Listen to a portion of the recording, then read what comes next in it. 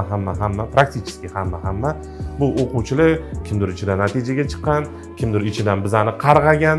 No, bitta narsani unutmaymiz, har doim ishonchli tashkilotlarga murojaat qilishingiz kerak va biza bu holatda sal plyusimiz bor. Siz bilan shartnoma tuzamiz va natijaga chiqmasangiz uzr kechirasiz deb sizga shartnomani va pulni qaytarib beramiz. Shu sababdan o'rtoqlar Gold Potok ochildi. Nomerlarni bilasizlar, murojaat qilinglar. O'zi 4 ta joy bo'ladi xolos, 4 kishilik. O'shandan ham bitta joy zanit. 3 ta qoldi.